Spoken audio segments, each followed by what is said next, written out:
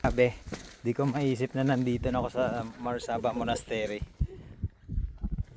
Naalala nyo, nandun lang kami sa kabilang side nagbabike. Sabi ko pag hindi ganitong area, nandun lang kami sa, doon lang kami sa kabilang nagbabike, Tapos tinitingnan lang namin to part.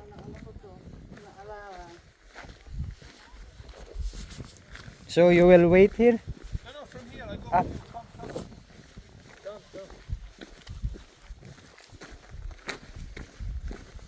Not inside, outside.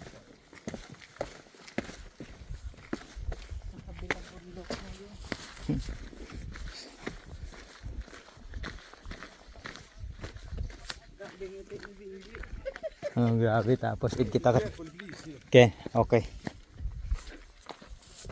Come, from here. Just be careful there. Mhm. Huh? Mhm.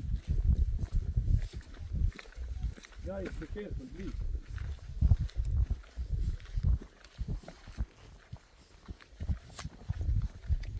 Kung naalala nyo, nagbabay kami dun sa kabilang side. Ngayon nandito na ako sa monastery. Dito pala yung access nito sa Bethlehem.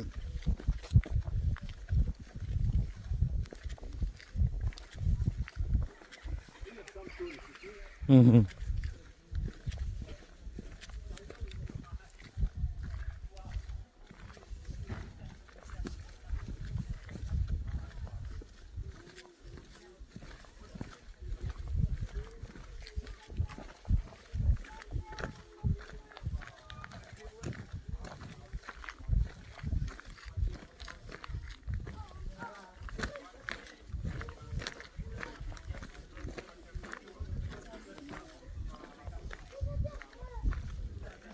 So welcome to Marsaba Monastery dito sa Judean Desert.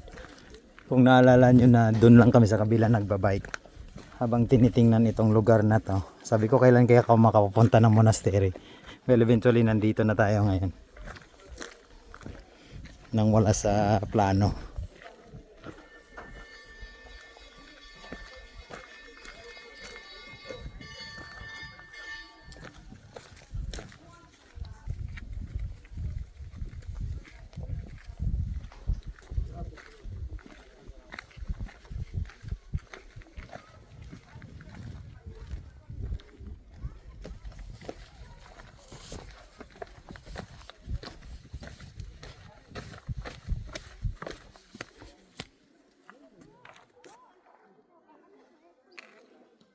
Grabe, sobrang tahimik dito guys sa Marsaba Monastery.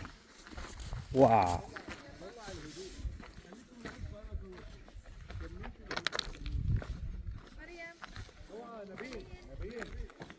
So, yun yung creek na pinag-abot-abutan namin ng mga bike na alala mo? Oo. Yan yan.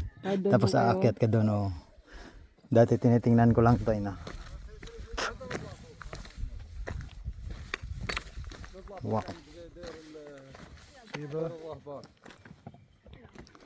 It's nice, brother. Huh? Beautiful. Beautiful. You see the cross? Where? Middle of the stone. Ah, yes. See? Yeah, yeah. And you see the houses? Look, the house. House. Middle of the stone. Mhm. House. This house for people before. Wow. This house How is they for get- people before. Live here. Look, live here. You have a door. You have- Mhm. It's much safe for him when he's live there. Look. Yung mga And bahay. this monastery 2,500 years ago. This monastery, this is for Greek Orthodox. Greek Orthodox. Russia, yes, yes. Yes. And down here river just because not raining when you came in the winter time you see river. Mhm. Yes, between the valley.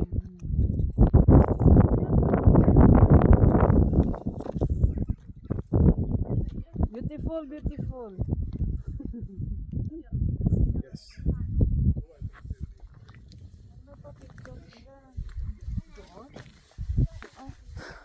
Kaya mas maganda yung view doon sa kabila kasi nakikita mo dito.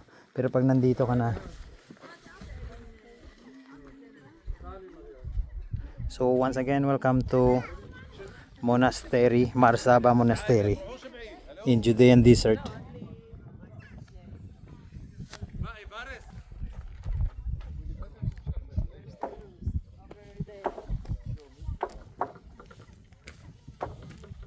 Welcome to Marsaba Monastery, 2,500 years old monastery in the middle of Judean desert. تعال تعال يسهل عليك بس الزلام لا تروح برا